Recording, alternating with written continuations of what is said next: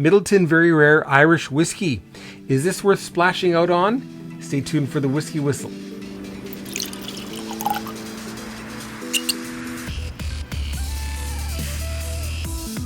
Happy St. Paddy's, my whiskey people. Mark Kaufman here for Whisky Whistle on YouTube, sharing a little whiskey awesomeness from Winnipeg, the center of North America, bringing you a very special Irish whiskey review for St. Patrick's Day 2023 and beyond, and that is Midleton Very Rare.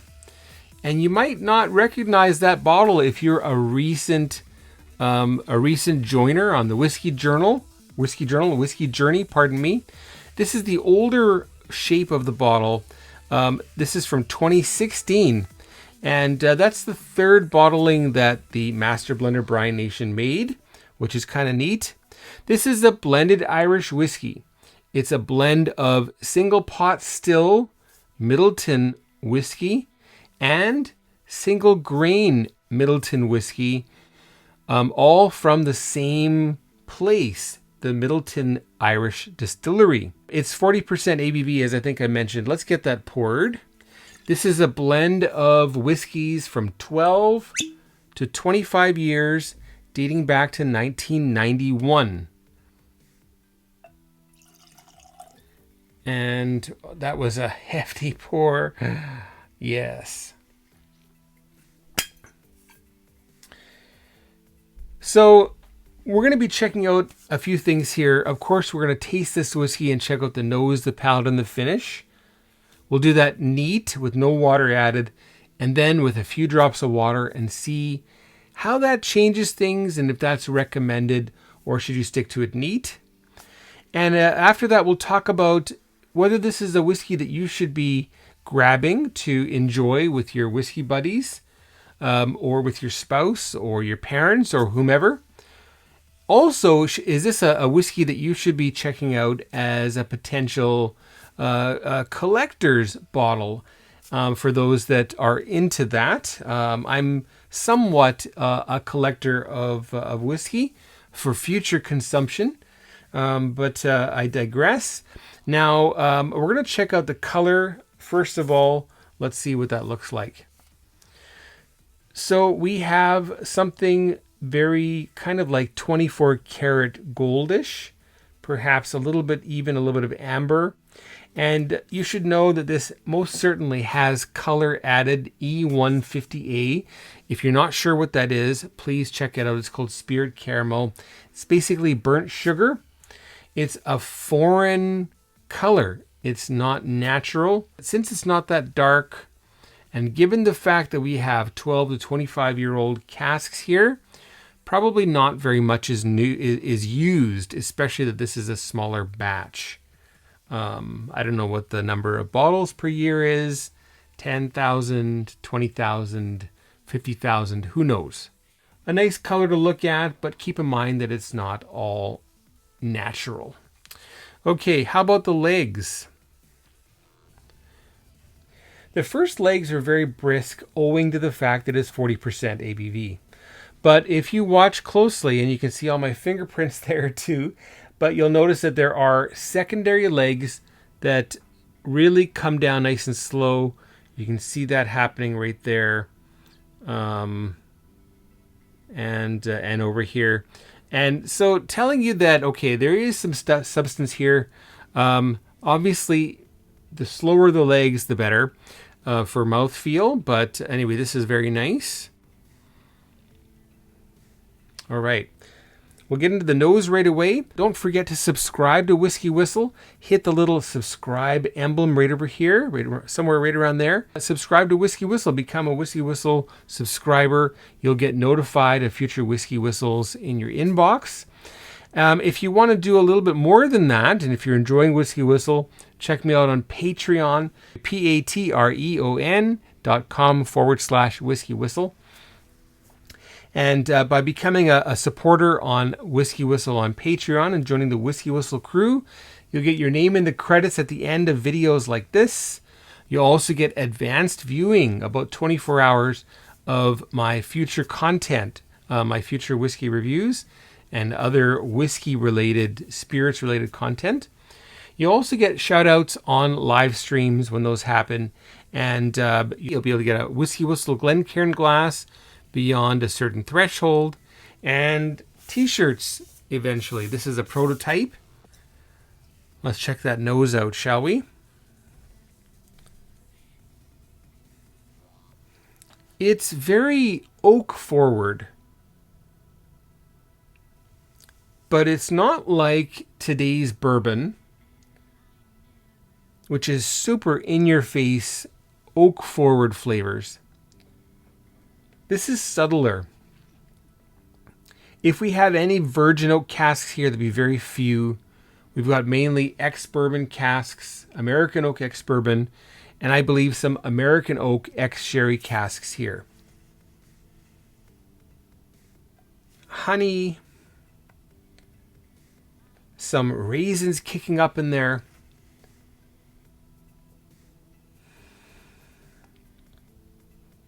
Some beautiful sweet, sweet appley notes coming through as well.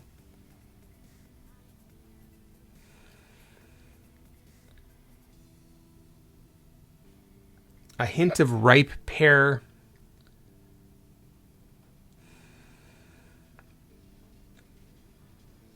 And a slight gingeriness to it.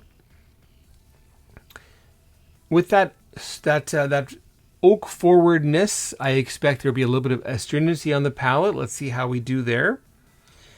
I also have another glass that I poured beforehand. We're going to keep that one to try. We'll try that neat afterwards, comparing with the one that we'll be adding water to. Okay, so how about the palate here for Midleton Very Rare? Cheers! Happy St. Paddy's!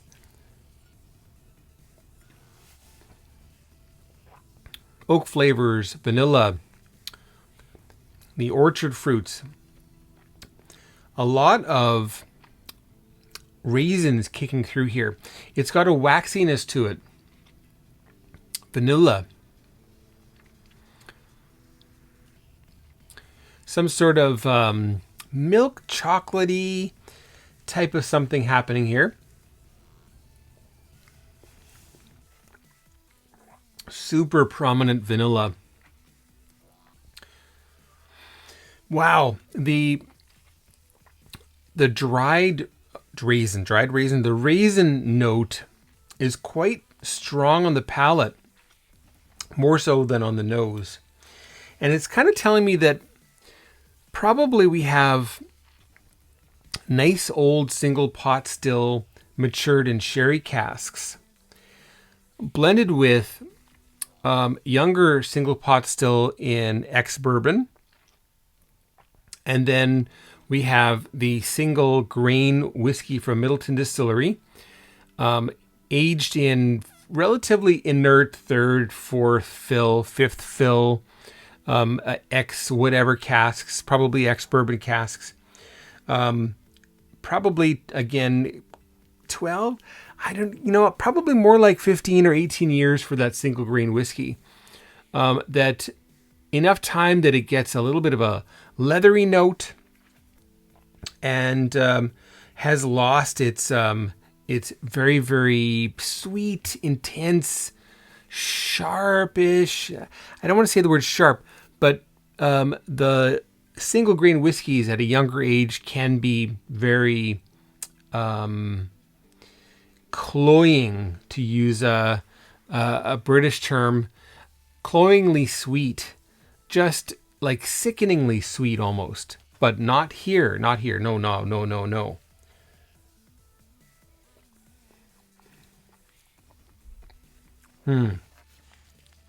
Ginger snaps.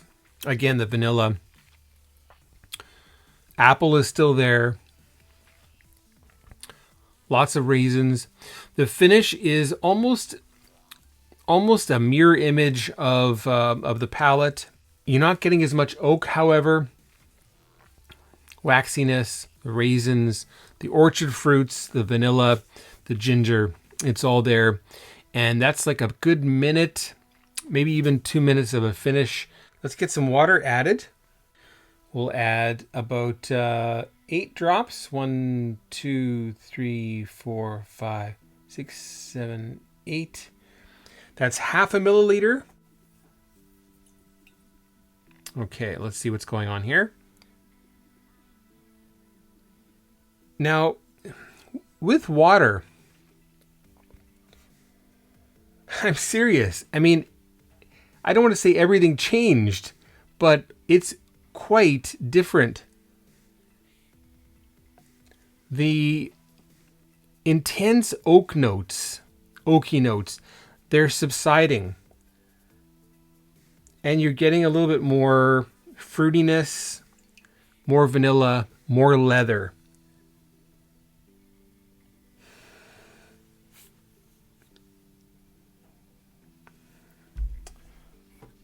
Let me just neutralize my nose for a second here with some coffee.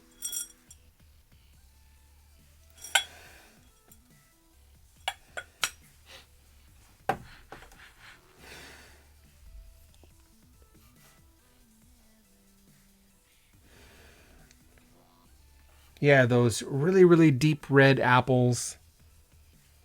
A fresh, paper canister of sun-made raisins. Dollops of vanilla.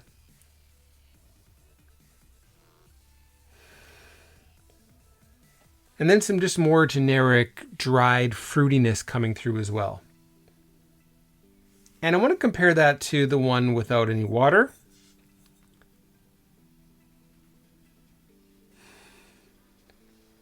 Which is not very sweet in comparison. And it's basically just like a wall of sweet smelling oak when I compare the two. The palate with water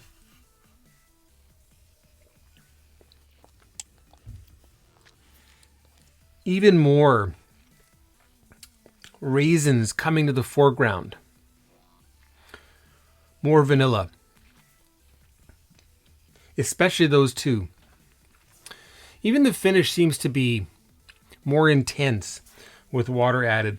And my initial thought was this would be a little bit dry and astringent.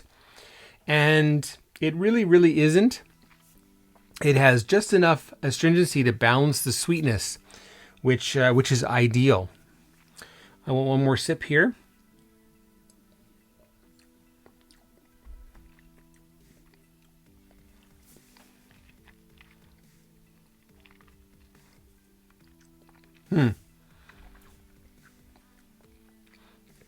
With water,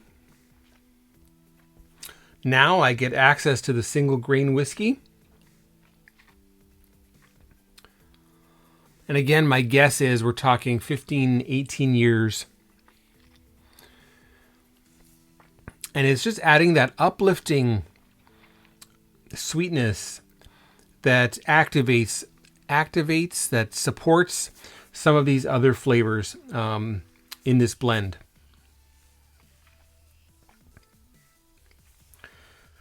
Okay, let's go back to the one without water added. And I want to have a little bit of coffee.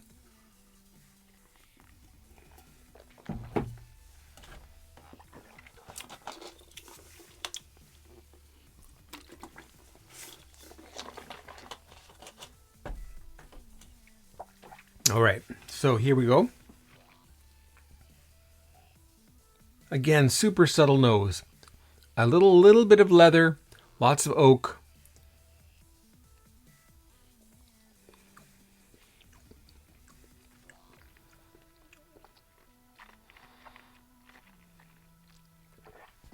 It is just so much less intense.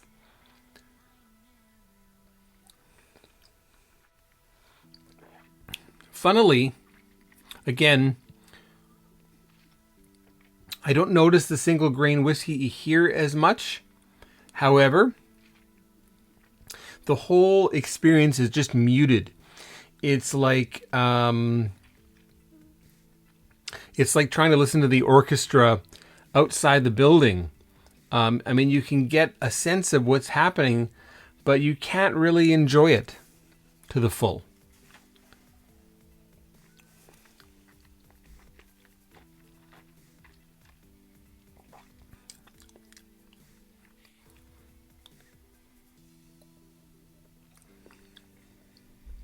Wow.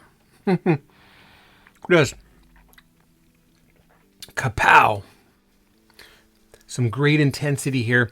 40% ABV. I don't think there's a single whiskey that can match this pound per pound at 40% ABV for something that's 12 to 25 years old, a blend, which basically, yeah, like you've got that.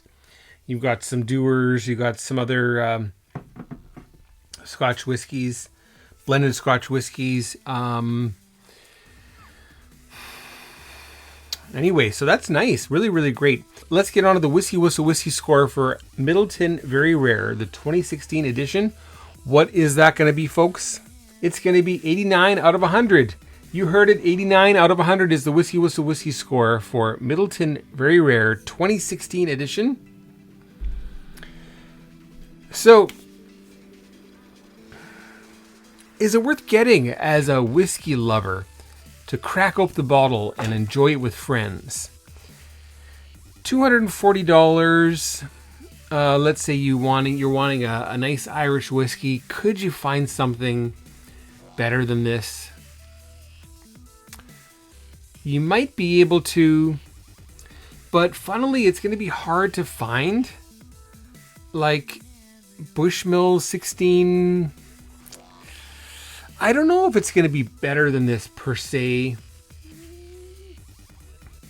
Maybe some, maybe the Irish oak finished Midleton quite possibly has more oomph, but it's also more expensive. The Barry Crockett, also I think a little more expensive, but I don't know if the event is as nicely balanced.